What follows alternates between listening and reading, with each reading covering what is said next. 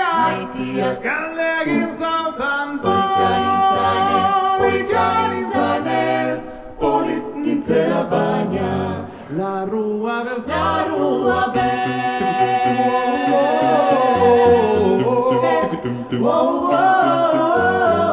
Maitiak galdegin nintzanez, maitiak galde egin zautan premunintzanez, maitiak galde egin zautan premunintzanez, premunintzela baina etxerik ez, maitiak galde egin zautan, lana banuenez, maitiak galde egin zautan, lana banuenez, lana galdegin banuenez, galdegin lana banula baina, nola baina gogorik ez lana banuela baina, gogorik ez, maitiak hil behar dugu, gu biogosez, maitiak hil behar dugu, gu biogosez, gozez hil behar baina, elkar maitez, elkar maitez.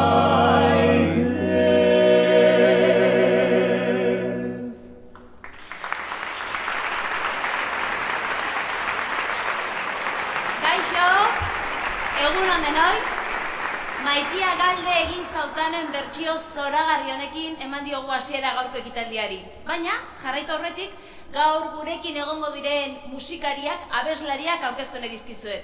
Aurrera, Demode Quartek, Joli, David, Iker eta Mikel. Sala bero bat daraientzat. Ongi etorriak. Ongi etorriak, 28. Donostiako Koldo Mitxelena sari banaketa honetara. Hau da, literatur lehiaketaren sariak banatzen ditugun honetara. Honen bidez, zuen irakurtzeko eta idazteko zaletasuna bultzatu nahi da. Aurtengo gure asmoa, marrazkiz, literaturaz, bertsoz eta musikaz osatutako ekitaldi poetikoa egitea da. Eta, horretarako, irabazleen lanak entzuteko eta gozatzeko aukera izango dugu. Eta orain, 3. urtez gurekin dauden epaimaikideak aurkeztu nahi dizkizuet. Aurrera, Iñaki Martiaren Amakin komikigilea, Arantxa Urreta Bizkaia idazlea, Inazio Mujika idazlea, Ana Magalon idazlea, Beñal Gazelumendi bertsolaria eta Yolanda Arrieta idazlea. Txala bero bat daientzat, mesedez. Hau batzuek, eskerrik asko.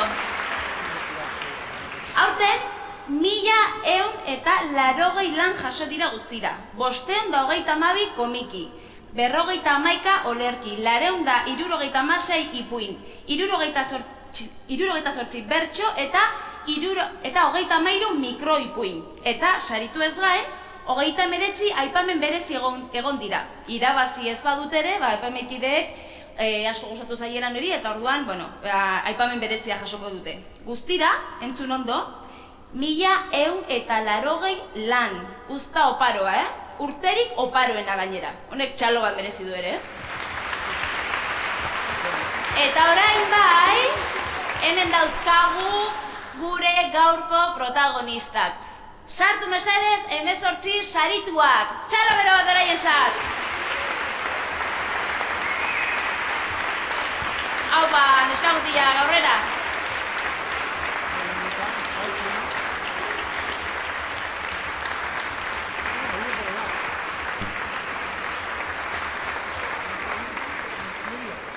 Eta ekitaldiari behar bezalako hasiera emateko, Donostiko alkatea dugu hemen, Eneko Goia jauna, mesedez, zurea da hitza.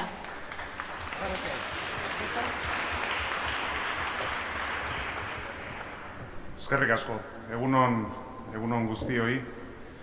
Utziko diazue, ekitaldi honi hasiera eman baino den, nire den hitzak bilbotarrei eskaintzea. Jakingo zenuten agian gaurkoan gertakari larri bat izan dela Bilbon, eta 4 hildako suertatu dira da etxe bat erre delako. Bihotz-bihotzez, nik uste dut donostiar guztien izenean gure elkartasun eta besarkadarik handiena bialdu nahiko genieke da. Baina goazen harira. 1987ko urriaren 11an hiltzen Koldo Mitxelena. 30 urte egingo dira aurtengoan. Euskaltzaina zen, ikertzailea, idazlea. Koldo hil eta berea da, hasi zen Donostiako udala Koldo Mitxelena aur literatur lehiaketa antolatzen. Aurtengoa, esan den bezala, 28. dugu. 28 urtez, 100 eta 100 aur eta gaztetxok Koldoren izena eta izana gogoratzen dizkigun lehiaketan parte hartu dute. Aurtengo kopuruak eta aurkezleak ondo adierazi ditu 1180 lan, inoiz lortu den kopururik altuenak, benetan aipagarriak dira. Berak esan du, 532 komiki, 286 ipuin, 78 bertso, 51 olerki eta 33 mikroipuin. Kopuru handiak dira, zalantzarik gabe. Smartphone, tablet eta ordenagailuen garaian, argi utzi duzue, mundu hori literaturarekin inolako arazorik gabe eskontzeko modukoa dela. Aurtengoak berrikuntza bat eskaintzen digu ere. 14 urteko mailetako irabazleok eta aipamena jaso duzuenok literatura tailer batean parte hartzeko aukera izango dezue. Denentzako lekurik ez dagoenez, zozketa egin beharko da.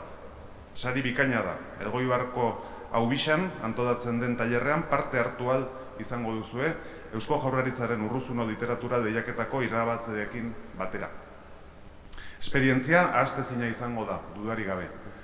Literaturarekin lotura duten ekintzetan parte hartzeaz gain, aisialdiaz gozatzeko aukera izango duzue.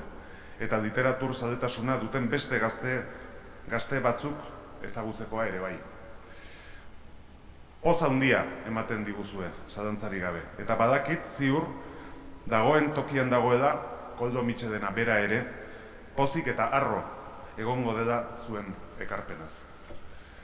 Eskerrik asko parte hartu dezuten guzti-guztioi. Eskerrik asko bihotzez eskerrak epaimaiko kidei, zuen lanagatik, eta nola ez, zorionak sarituei. Eta sariak sari jarraitu euskeraz idazten eta irakurtzen. Besarkada ez du bana. Mila esker zure hitzengatik eta gurekin egoteagatik. 28. Koldo Mitxelena lehiaketan komikiak, olerkiak, ipuinak, bertsoak eta aurten 3. aldiz mikroipuinak ditugu. Batzuk divertigarriak, sakonak beste batzuk, erromantikoak ere badira, tristeak edo misterioz betetako kontakizunak. Az gaitezen ba, besterik gabe, sari banaketarekin. Aurrera, olerkiekin hasiko gara. Aurten, 2 saritu dauzkagu. C kategorian, 10-12 urte, Nora Zugasti Bakero, Zurriola ikastolatik, eguraldia eta animaliak olerkiarekin. Aurrera, Nora!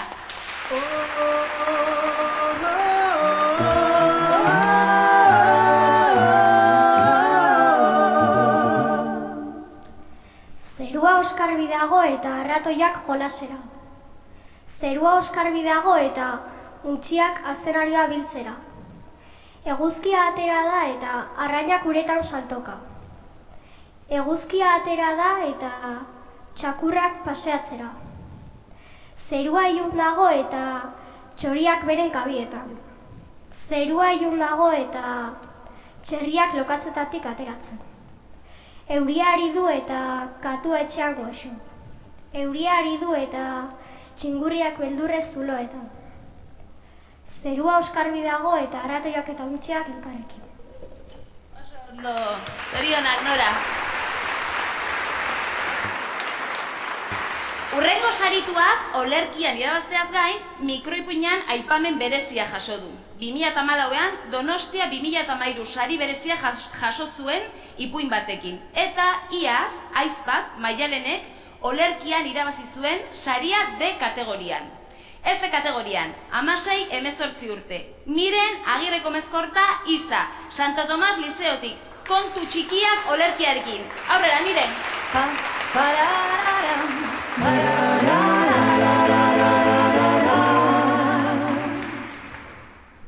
Kontaidazu begiak zabalduz eguzkia dastatzean argiak ze zapore duen.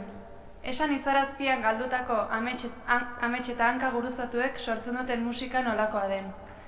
Kanpoan izotza denetan sukaldeko baldosa, ormatuaren kilimak oin biluzietan gustatzen zaizkizun. Konta iezazkidazu, zu zarena bihurtzen zaituzten kontu txiki horiek. Kanta iezadazu, sehaska kanta bat belarrira. Miren, gauzatxo bat. Nik duda badakat, jakin daiteke nori idatzi diozun olerkia edo sekretua da? Orokorrean. Orokorrean? Bueno, bale, duda hori nekantan. Eskerrik asko, horrela. Eta orain, oparitxo bat zuen belarrietarako sarri entzungo dugu Demode Quartet erara. Berezia, seguru. Aurrera!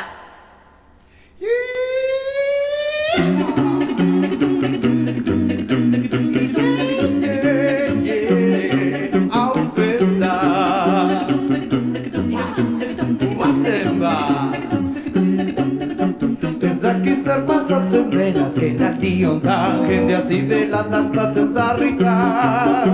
Zerbait ikusteko dubi falta direlako, recuento generalean. Sarri, sarri, sarri, sarri, sarri, sarri.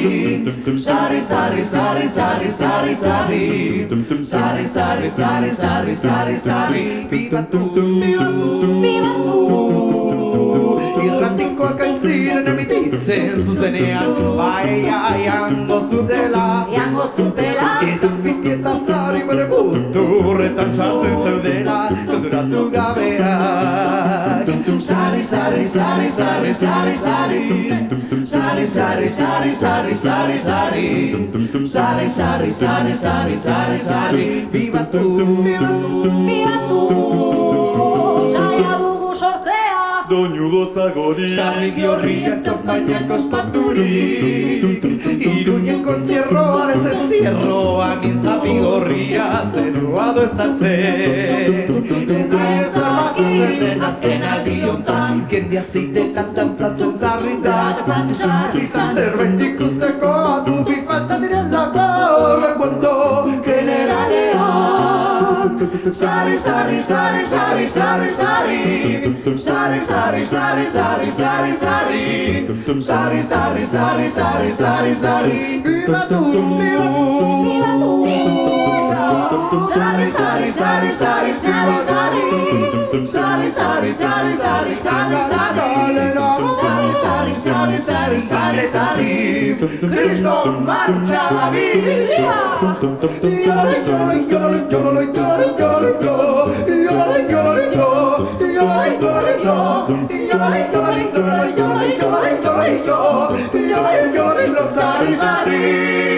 Oh yeah!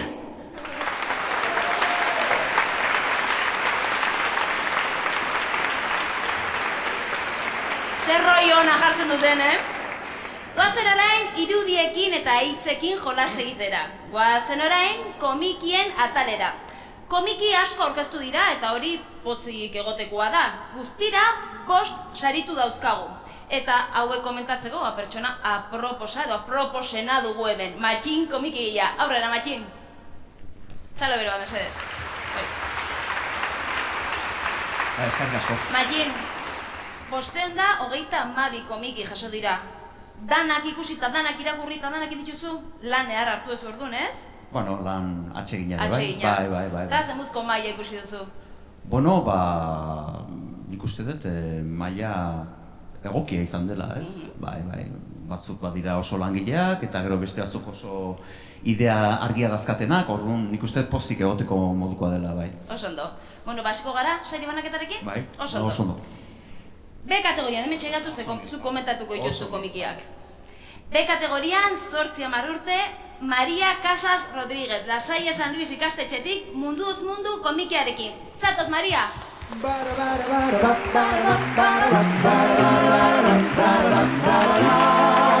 Gauzatxo bat, esku programatan komiki guztia dituzu ez, baduzu ondo ikusten iriki eta hor daude danak, bale? Eta bertsuak eta danak. Komentatzeko zerbait Matxin edo?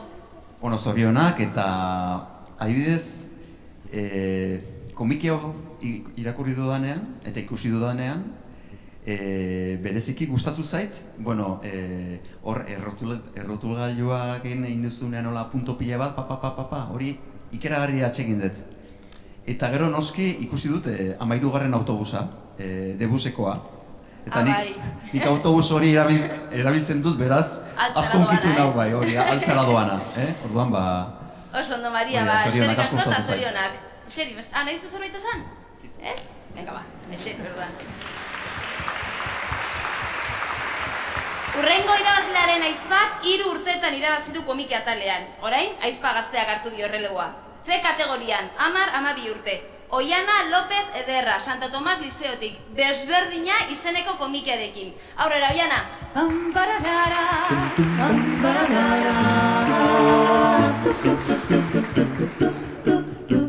Zorionak, Oiana.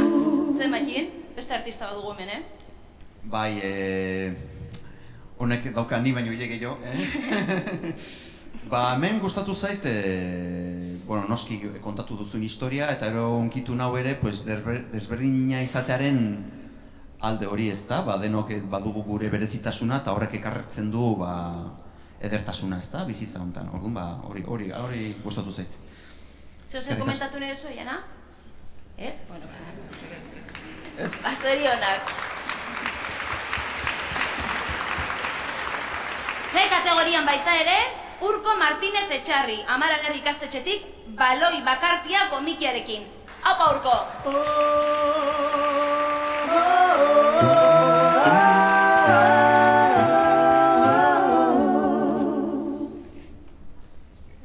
Baloia basamortuan da, ez? Nahi zuzuk esplikatu pixkal komikia? Ez? Ez nahi, zergatik, nik esplikatu behar dut, Presionik gabe. Presioanik beraz. Bai, zut bai, ez daukazu beste remedio. Bueno, baloiak ere presionatu behar dira, ez da? Aizez bete behar dira, ez? Hori da. Hau ordea, aizez betetzen da baloia, baina gero ustu egiten da. Zergatik ustutzen da? Kaktusarekin pentsatzen delako. Zeinekin? Kaktusarekin. Kaktusarekin, hori da. Hori da, oso xelebrea, eta nik benetan parra asko egin dut zure komikiarekin. Eta nik uste, hori, parra ere egin beharra dagoela. Oso ondo, Zorionak, Zorionak. Zori. Urrengo sarituak 2013 urtean 10 urte zituela komiki atalean ere irabazi zuen saria. D kategorian, 12-14 urte. Maider Rua Gual, herri ametsa ikastolatik. Oihu bat desberdintasunaren alde komikiarekin. Aurrera, Maider!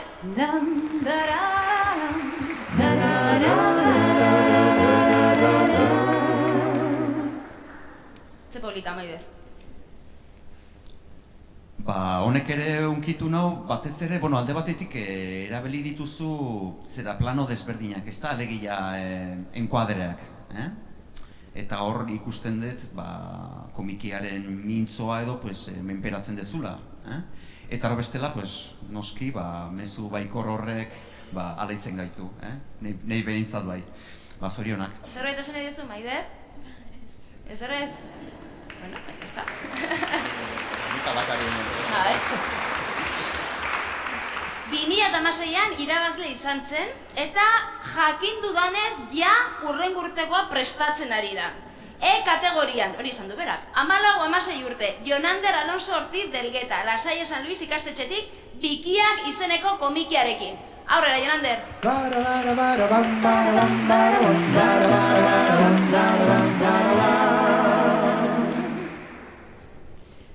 Lanear hartu zu, zenbat horri aldekoa da komikia? Kriston lana dago hemen, Matxin? 6 horri dira. 6 horri. 6 horri alde hori da. Kriston lan ikeragarri egin dezu eta benetan harrituta gelditu naiz eta bereziki lana egin dezulako gustatu zait. eta, bueno, hori da, esatekoa. Besterik Argi dago esateko. marraztea eta asko gustatzen zaizula, ez, Jon Ander? Marraztea gustatzen zaizu? Ikusten da. Lan ikeragarria, teknika, gero ere, rotulazioa ere benetan ondo irakurtzen den testua dauka, eta hori ere urteak... Eta gidoiare osona da, gidoiare bai. Hori da. Zorionak, eta hurrengo urtean berriro irabaziko duzu, ze asmo? Bai, ez? Venga, hurrengo urtean berriro ikusko da, seguro. Zorionak. Bueno, Maikin, honekin bukatu dugu, komikiaren saia. Eseri zaitez eta eskerrik asko. Venga, Tira olerki eta komikien irabazleak ezagutu ditugu dagoeneko, eta orain, zergatik ez dugu musika pixka bat aitzen. Aurrera, demode! Behin batia Loiola, erromeri gantza,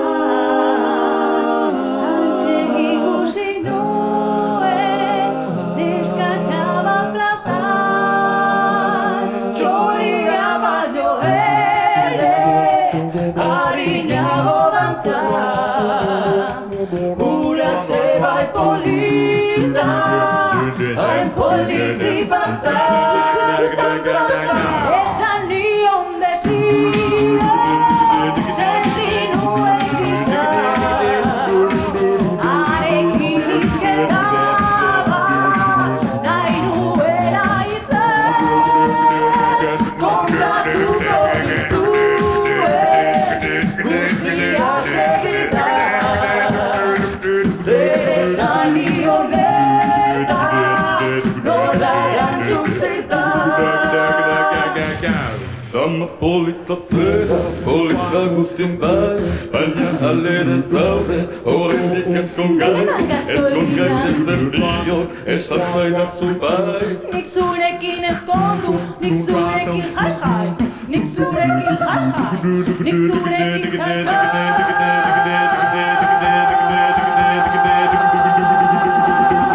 Behin batia Loiola, erromeri gantza,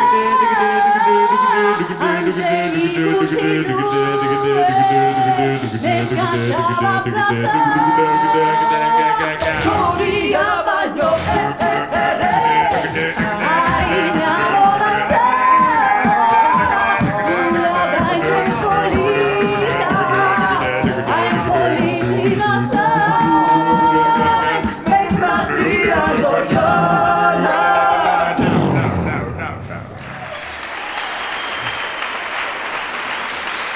Eskerrik asko! Ze onak zeaten, zorionak zoi ere. Ipuinekin jarraituko dugu orain. Ipuinetan 6 saritu ditugu.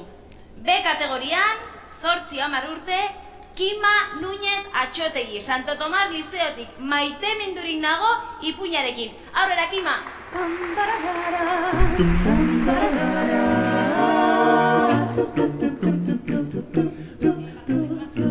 Zatitxo bat irakurriko dute, ipuina osorik esku programan duzue, baina zatitxo bat irakurriko dute.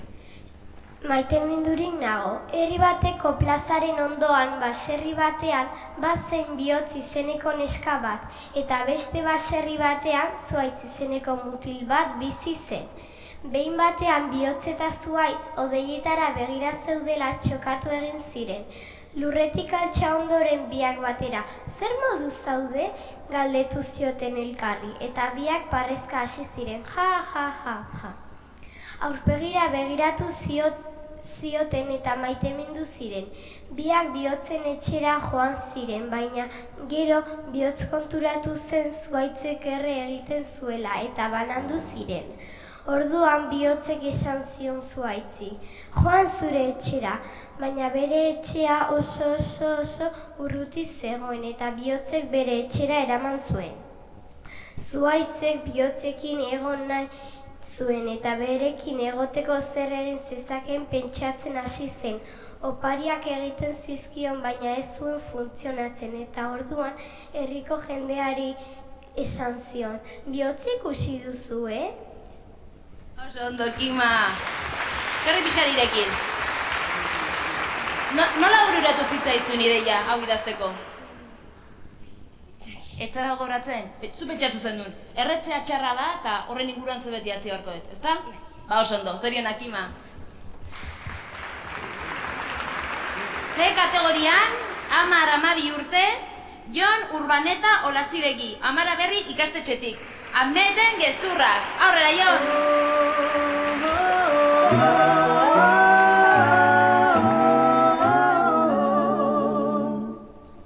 Amed New Yorken ezagutu nuen. Eskolara joan nintzen lehenengo egunean nire ondoan eseri zen eta oso jatorra iruditu zitzaidan. Argala zen, ni bezain beltzarana eta inoiz ez zuen hotzik sentitzen. Gogoratzen nahi zelurre egin zuen egun batean antxe azaldu zitzaigun Amed Alkandora hutsean. Hemen goazen familia guztia, munduko herririk aberatsena, hori esaten zuen behintzak Amedek. Baina argazkitan begiratu nuenean laster ikusi nuen ez zela hala. Yemen basan mortuz betea eta gerran dagoen leku bat da, ez hain polita. Beti nengoen Amedekin, nire ondoan jartzen baizen edozein aitzakirekin. Eskolatik atera eta egunero pizza zatitxoa jaten genuen ondoko dendan. Gure eskolako bazkaria oso txarra izaten zelako. Beti hamburguesa eta pizza, baina pizza erreta egon noizen eta hamburguesa munduko lehorrena. Harrigarria zen nire gelako jendea ura jaten ikustea, eta ni Donostiko arraizopaz kexatzen. Harlemeko jendeak ez zuen gustu zipitzik. Edonola ere, Ameden ezaugarririk nagusienak gezurtero gutxi izatea zen, eta gainera antzeman egiten zitzaion. Gezurretan ari zela etengabe Icewear zin egiten dut esaten zuelako oiuka. Oroitzen naiz behin galdetu egin niola zergatik esate zuen hainbeste Icewear, eta haserretu egin zitzaidan, eta hause bota zidan. Icewear esaten ez badut inork ez dit ezer sinesten, horregatik esaten dut. Amed ez zen isiltzen gelan, beti zegoen zerbait kontatzen, eta andereñoak ez zion kasu handirik egite. Bere lehenengo gezurra barregarria izan zen. Badakizue, 100 mugikor ditut etxean, Icewear. Oso ondo, Jon, terri pixkat. Esan didatenez, benetako historioa da, hau? Hala da? Orduan zu, Nueva Yorken bizi izan duzea? Bai. Jo, zorionekoa zu, eta baldakizu zorain, Amet eta zorain. Ez, ja galdu dezute kontaktua. Bueno, batzutan deitzen dit, baina... Eta egiak esaten dizkizu edo gezurrak? Gezur. Gezurra beti. Bueno, zingo dugu ba. Oso ondo, Jon, eskerrik asko. D kategorian, 12-14 urte, June Montero Sagazazu, Arantzazuko ama ikastolatik. Ez etxi ipuinarekin. Aurrera, June!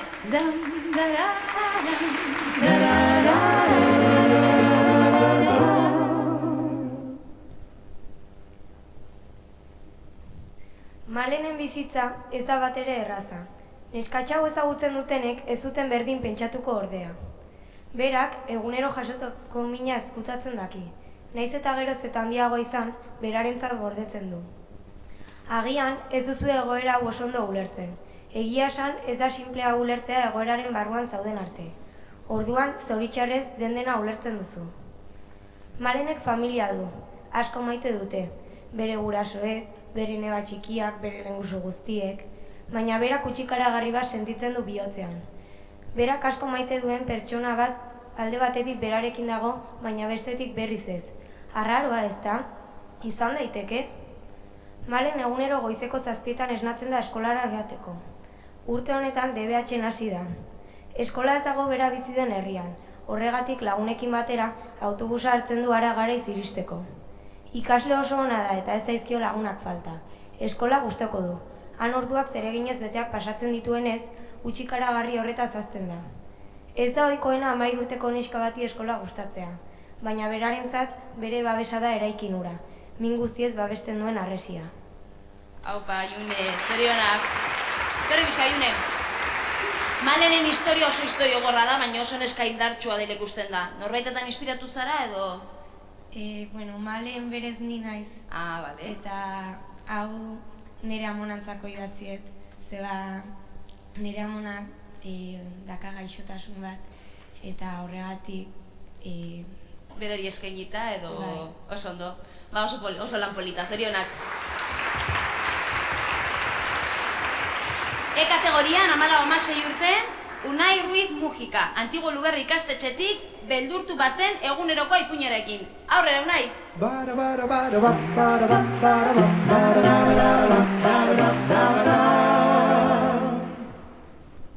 Gau hartan oso larri bil nintzen munstroa urrun mantentzeko, baina zorionez nire aitak ohikoa zena baina gutxiago edan zuen, eta aurretik erabatutako futbol partida bat erakutsiz, xamurtu ahal izan nuen gau hartan ez nuen golperik jaso.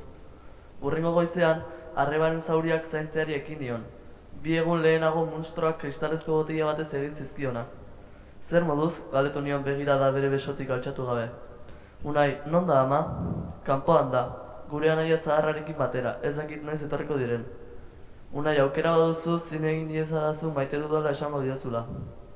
Hala egingo dut, zin egin nion zorura begira. Ikastolati bueltan, nire arrebaren pianoko klasera bidean ginela esan nion. Kostala kosta ez dezazu jertxeak kendu, ongi Josune, agendu nion jertxea jartzen nion bitartean. Inork ez itzala zauriok ikusi. Ongi da, erantzun zidan behera begira. Etxera iritsi eta etxiko lanak egin ondoren, lokuluska bat egin nuen. Gela ilun batean aurkitu nuen nire burua. Norbait gelaren atea jotzen ari zen, munstroa zen. Etorri hona, Unai, zioen munstroak, eta hots tonuagatik aserre eta edanda zegoen. Gela ilun hartan nitaz gain ezer gutxi zegoen. Gelaren erdian zegoen egurrezko maila, honen azpian ikusten zakeen aulkia, eta sabaitzik zintzili zegoen soka, hain zuzen ere. Haupa, Unai. Nik gauza bat esan baizuri nahi, nik zure ipuinarekin negarri indet. Nik ezakit bestea, baina nik negarri indet. Oso ondo idatzita dago, oso polita da, baina oso tristea da. Urrengo urterako zerbait alaia, animatuko zera zerbait alaia egiten, edo hau da zure bidea? Ba, normalan ez dutolako ipuinak egiten, baina ezakit oaingoan animatzen zen, eta hoxe. Ba, oso ondo dago, zorionak. Kategorian baita ere, Laura Agirrezabalaga Alejandro, Usandizaga Peña Florida ikastetxetik, ustekabeko testigua ipuinarekin. Aurrera, Laura!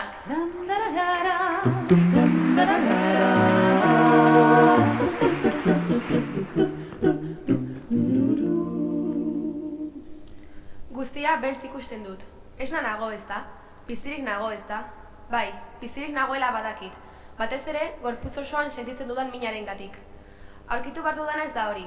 Ez dakit non nagoen, ez da nora iritsen naizen onaino ere. Ez dut eser gogoratzen. Tira, nor naizen gogoratzen dut. Baina baita nire bizitza ere. Nire bizitza osoa. Leku honekin zerikusirik ez duen guztia. Albaro dut izena. Albaro defendatzai esan nahi du. Egia da badaudela lander dirudunak. Eta Irene izateak ez zaituela baketsu bihurtzen. Baina nire kasuan izena guztiz badator nire izaerarekin. 36 urte ditut. Donostiako alde zaharrean bizi naiz, pisu txiki batean, bakarrik. Iluna barrean, portuaren ingurumatik ibiltzeak dut gustoko. Txikitan, nire aitarekin joaten nintzeneko garaia gogora ekartzen dizkidalako. Nire aita haur bat nintzenean hil zen, arrantzan itxaszabalean zegoela, ekaitz batek jota. Eta nire ama, duela urte gutxi batzuk zendu zen, 71 urte zituela. Beno, kontua dain ilunpean nagoela.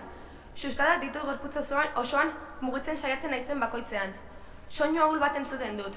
Ahotsak, izan alaiteke ni neu izatea ahots horien jatorria? Haupa, Laura. Hartorria. Bueno, zure historia honek badu thriller kutsu bat edo horrela, nondik dator edo nola buruatu zitzaizun? Normalean idazti detenean aurretik amodioizko historiak edo idetzi ditut, eta oraingoan zeo zer ezberdin egin nahi nuz. Aspertu zara ja maitasunarekin, ez? Bai, pixkat. Goiz asizia. Ba, oso ondo, historia polita, zorionak. Urrengo irabazlea aurten saritua izan da ipuinean eta aipatua olerkian. 2014an Helduaien Ingles Akademia saria irabazi zuen ipuinean. F kategorian, 16-18 urte. Ane Barela Etxeberria, Lasaia Donostiatik, maite zaitut Sofia ipuinarekin. Aurrera, Ane!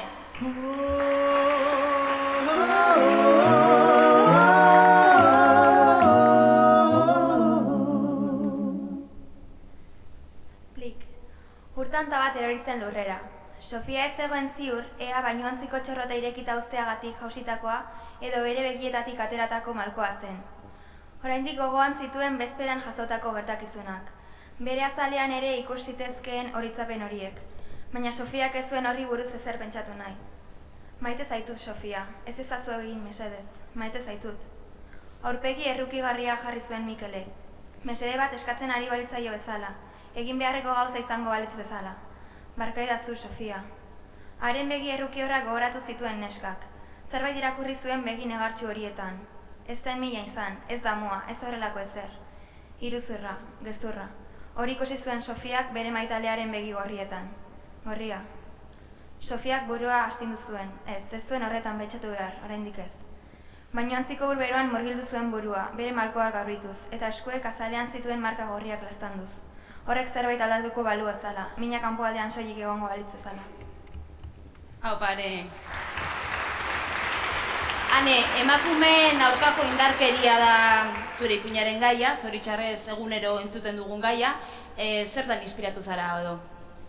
Esan ez dakit, uste gaixakon hauek begiratu behar diela egunero eta gu gazteak izanik orain didakagoela, orain didakago denbora pentsatzeko eta egiteko.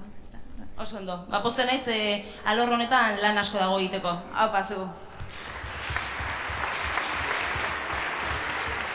Lehiaketa honek helburu asko ditu, sortzeko gaitasuna, lankidetza eta errespetua sustatzea, mundua ulertu eta adierazteko zuen bide propioak aurkitzea, eta nola ez, guzti hau pausoz pauso euskeraz egin ahal izatea. Orain, gogoratu nahi dizuet, 18 irabazleekin batera, 39 aipamen berezi ditugula. Hau da, azken fasera iritsi direnak, baina irabazle ez direnak. Baina ez etxi, ze aurten finalera itxitzeate eta horren gurten seguro irabaziko ez dutela. Orain, 39 hauek aipatuko ditugu, eta horretarako laguntza behar du, nik ezakizuetako baten bat animatuko da, David? Baina, baina besteak etxeate horrez ere ingabe behatuko, musika pixkatu azpitik, zeo zer? Maren Aspiroz Pagola. Ibai Aranburu Etxebeste. Aizeak Paul Laskiba Aguirrezabala. Sarai García Simón. Bueno, galtu ingo duz, mikrotikana zatxoan daguna eta pauaz, Martín Villamayor musika, minuta? Aizea Rodríguez Torre. Aitor Luigi Romero Caballero. Aizea García Ruiz de Caume. Ane Samso Santacente. Antani Ruiz Díez. Irati Sánchez Echegaray. Andrea Elezeta Enrique. Giovanni Aranzabe Pita. Giselle Música Martínez. Ollana Fernández Polo. Amaya Ausín Sarasua. Shabat Anduaga Linares. Lete Ucaytegui Eizaguirre. Laruel Agote Pagola. Lide Camilo Hernández. Lorea López de Guerra. Eunate Salvador Trevo. Itxaso Mendizabal Lasarte. Nora Sevilla Alberdi. Miren Agirreko Eskorta Giza. Aitor Alzaga Artola. Eider García Arbelia. Mari Márquez Ferran. Aizea Muro Maritxalar. Ekain Oyarzabal Basurto. Laia López Razpiur. June Torres Costas. Maui Idiáquez Uzkudun. Lide González Sala. Eta Ane Varela Etxeberria. Txalo bero bat eraientzat. Eskerrik asko, David.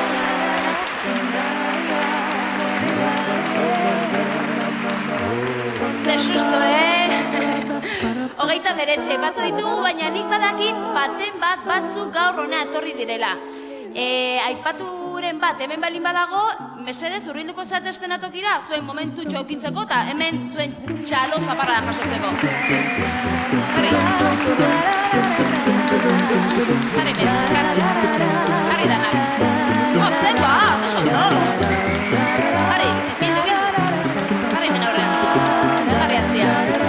Jarri zuek atzian, galtuak atzian, eta txikiak aurrean. Bai.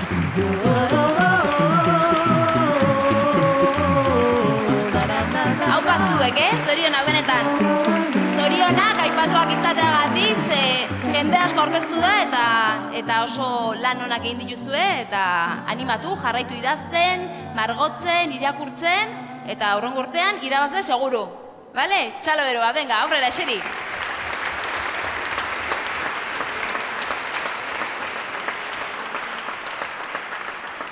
Ondo da, bertsoekin jarraituko dugu. Bertsoen alorrean 4 saritu dauzkagu. Lehenengo saritu honen aitak, orain dela 25 urte irabazi zuen sari hau, Koldo Mitxelena saria. Eta anaiak beste 3 urtez irabazi du, beraz, familiatik dator. B kategorian, 8-10 urte, Asier Mujika Alberdi, Santo Tomas Lizeotik, Errealaren Liga bertsoarekin. Aurrera, Asier!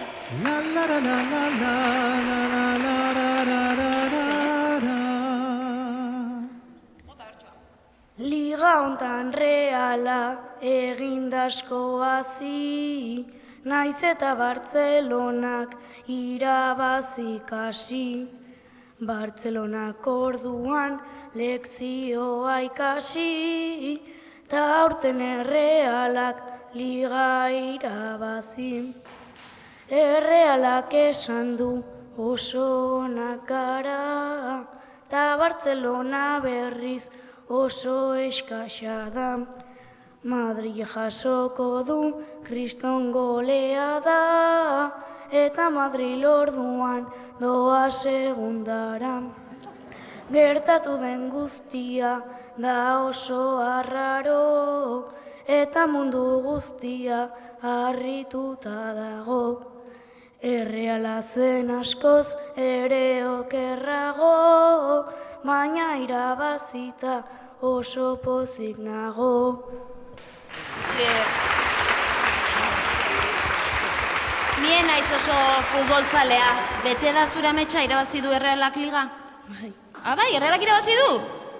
Duela asko. Bueno, baina aurten ez? Bueno, baina, jaro, gertatutakoarekin konformatu behar, oso ondo. C kategorian, 10-12 urte, Irati Rosado Arenosa, Zurriola ikastolatik itsasora sartutakoan bertsoarekin. Aurrera, Irati!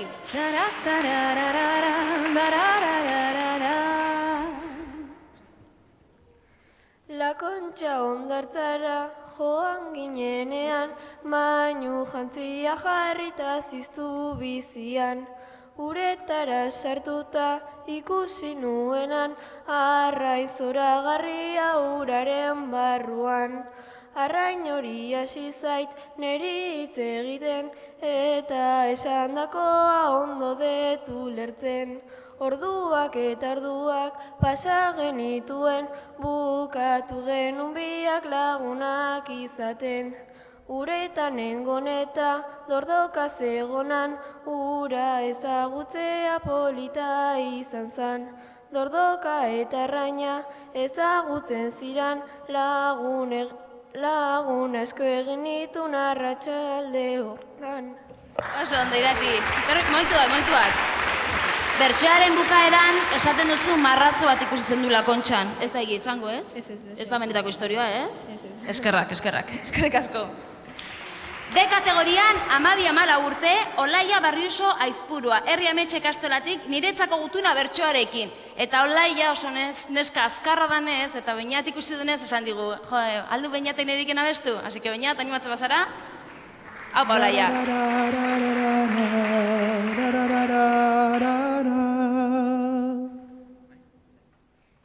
Zailtasunei jarki zaitzaizke, sentimendu txarrak gordez, sortu dituzu mundu berriak, folio zuriak betez, etorkizunak zekarrenari, so egin diozu aurrez, oso ausarta izan zarelako, eskerrik asko bihotzez. Bizitza osoa pasa duzu, erabaki onak hartzen, ta geroagotik ikusita, zuregatik naiz harrotzen, besteek esandakoak esan, ez naiz ezertaz damutzen, egindakoa zuzena da bai, naiz eta ez dirudien, zuri zer esateko pentsatzen, ohartu naiz abiadan, ez zaitut ezagutzen naiz eta maiz ikusi izan zaitudan, esperotakoa izan bazara, ez nago bat ere dudan, pertsona ona izango zarela, konfiantza dut nik zugan, galdera dauzkat zuri egiteko, zalantza asko asetzeko, nortaz zaudezu inguratuta, momentu on bakoitzeko, Ingalaterra joan altzara, ametsak zuk betetzeko, erantzuna baiezkoa bada, segitzazu ez galtzeko. Hau, Olaia, eskerrik asko, Beñat. Eseri, Beñat. Olaia, ze, lehen esan diazu orain arraunera zoazela, ez? Zer nahiago zu, bertsoak idatzi edo arraunera joan? Bazakit. Biak? Bat goizez eta beste atxaldez. Eskerrik asko, Olaia. Azken saritua ia profesionala dugu jada. Saritua 2013an, 2015an, 2016an, gainera 2015an eskolarteko bertsolari txapelketaren finalera iritsi zen. F kategorian 12-14 urte, Asier Ibarguren Amondarain, hain seme txarra naiz bertsoarekin. Aurrera, Asier!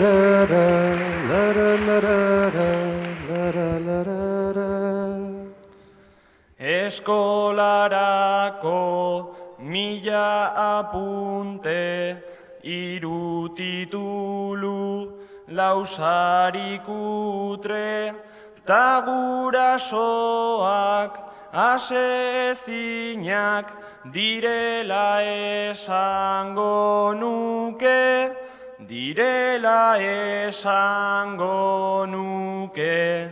jada 18 urte, baditut hainbat bertute, naiz eta haiek ez uste, zerbait lortu hoi dudan aldiro, gehiago eskatzen dute, ume txiki bat nintzenetikan, gaizki oitzearen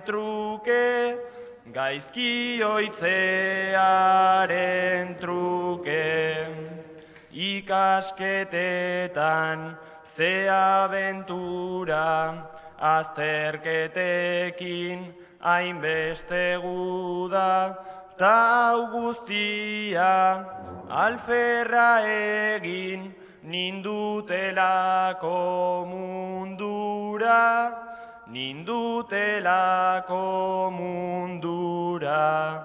genetikaren ardura, nere aitaren modura, siestarako dut oitura, bat suspenditu dudala eta ez daude oso gustura, beste 9 aprobatzeak meritu gutxi aldu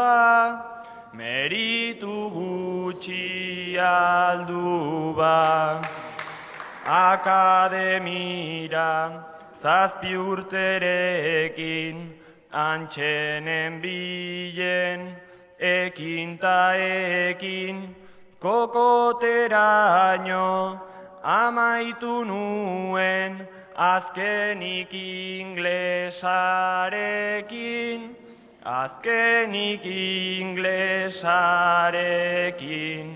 beti bezain trebeta fin, ateraz maikoetekin, adbanza lortu dut porfin, pozik daudela dirudi baina, konformatu naita ezin, agian gutxi izango data hasi alemanarekin, jakiteko ez da esan beharrik, ez da perfektu jaiotzen denik, baina gauza on asko baditut, txar guztioien gainetik, txar guztioien gainetik.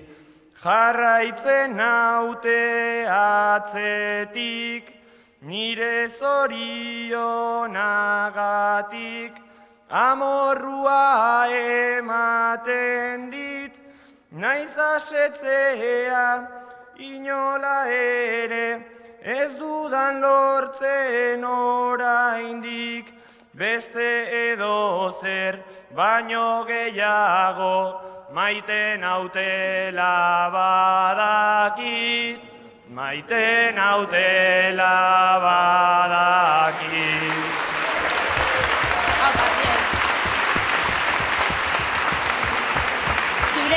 Zure gurasoak etorri aldira? Haupa, aflojatu pixkat, Zorionak, Zer esan zuten zure gurasoak irakurri zutenean? Harrapatu altzuten? Arrazoi pixka bat. Bai, ez? Oso ondo, zorionak, ezer, haupa.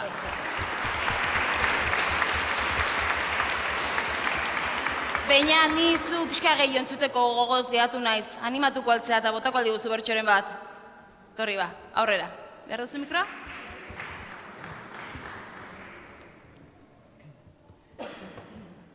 Pertsona batek bere barruan, zenbat galdera eta mundu, papera hartu eta guztiak, bertan ipintzen ditugu. Lehiaketa bat irabaztea, naiz soilik ez den helburu, idatzi sortuta kantatzeak, ezi egiten gaitugu, eta zuenak irakurriaz, guk ere ikasten dugu. Apo, baina. Zerrik asko, baina, gauzatxo bat, zuk askotan irabazi duzu sari hau, ez, Koldo Mitxelena saria? Zemuzko usta ikusi duzu aurten? Bueno, maila oso polita orokorrean, ni justu bertxotan arreta handiagoa jarri dut, eta konparatzen nun nire garaiko, gu nola idazten genuen, eta kuriosoa da nola gaiak aldatzen diren, nola aldatzen den mundua ikusteko modua, eta, gozada bat izan da aurten irakurtzea. Oso ondo, eskerrik asko gurekin egotegatik. Eta orain mikroipuinen atala dator. Izenak berak dioen bezala, ipuin motzak dira, txikiak neurreri dagokionez, baina besteak bezain handiak edukiari eta sentimenduei dagokionez. 33 mikroipuin aurkeztu dira, baina aurten irabazle bakarra dugu. Kategorian, 14-16 urte. June Esnal Altzugarai, Klaret ikastetxetik, Presaka izeneko mikroipuinarekin. Aurrera, June!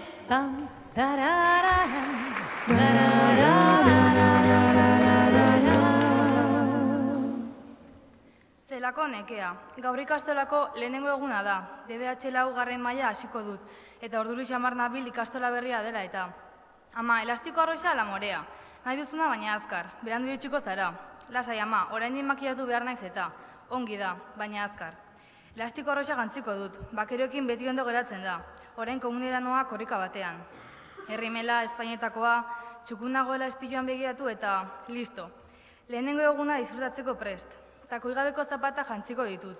Eztiketa fisikoa balin badugu ez du lotxarik pasan nahi eta. Jeitsi zaitez, autobusa joango da. Orain ama, zerako presa. Ia pitxin bat horraztu eta Mikel, ordua dela. Oso ondo, June.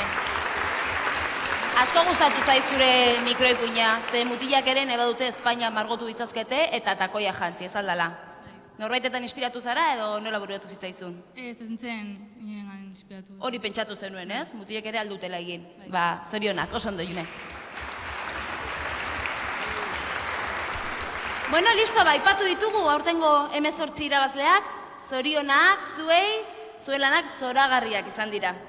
Eta nola ez, mila esker parte hartzaile guztiei eta baita ere irakasle eta ikastetxeei oinarriak zabaltzen eta ikasleek parte hartu dezaten egindako lanagatik. Eta bueno, agurtzen hasi beharko gara, baina aurretik sorpresa ez da, ze alkateak zerbait aurreratu du, baina orain zozketa bat egin behar dugu. 14 eta 18 urte bitarteko saritu eta aipatuen artean zozketa. Eta zein da saria? Esan duen bezala, astebeteko egonaldia hau bixan. Bertan, Urrunzunoko irabazleekin batera literatur tailer batean parte hartuko duzue. Eta literatur tailerraz gain, aisialdeko jarduera, gaubelak, irteerak, parrandarako tarte pixkat ere egongo da. Miren, zure laguntza behar dugu, mesedez, etorriko zara eta lagunduko izugu? Zozketakin? Txalo bero bat, miren entzat, mesedez. Ari, emetxe erdian. Hartu mikroa nahi baduzu eta karreko dut liburua. Ia ba. Bueno, nik hartuko izut mikroa. Zuk ireki liburua eta agertzen denen, hori adibidez. Esan. June esnan altzugarai. Klaret ikastetxetik. Beste bat, hau kenduko dut, berriro ateatzeko. Listo. Aukeratu beste bat. Xaban Arantzabe Rita, Santo Tomas Lizeokoa. Hori ez dago hemen, ez? Aber barkatu. Xabani, badago? Etorri da? Zorionak, Haupa, eta orain beste bat aukeratu.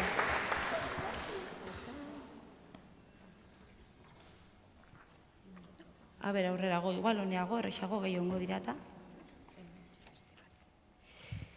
Ane Barela Etxeberria, Lasalle Donostia. Ane ez dakit hemen dagoen edo ez? Bai, zorionak. Bueno, bai, azta, hiru zarituak.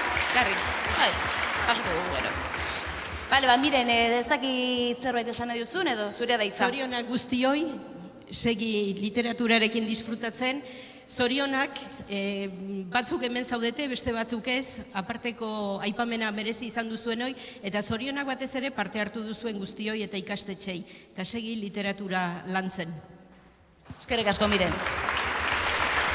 Beste txalo bero eta handi bat eskatu nahi dizuet gaur gurekin egon diren musikari handi artista hauentza, demodeko arte. Espektakulo berria dute eta sekulakoa da, egun ikustera merezi du eta, benetan. Nik ez dut oraindik ikusi baina esan didate, laizter jungo naiz. Eta orain bai, hemen amaitzen da, 28. Koldo Mitxelena sari banaketa. Baina lasai, ez ditugu sariak ahaztu, gero ateratzerakoan epaimaikideak emango izkizuete hor sarreran. Bale? Eta, bukatzeko, besterik gabe, orain, zutitu mesedez danak honea erdira, ze familia argazki egingo dugu. Urbildu mesedez ere epaimaikideak, miren, alkate jauna eta gainerako ordezkari politikoak. Argazki bat egingo dugu hemen eta gaur sekulako eguraldia dugunez beste bat terrazan. Jun antolatzen, txikiak aurrean igual, urbildu, aurrerago, honeaino, torri honeaino, urbildu, zuek aurrerago,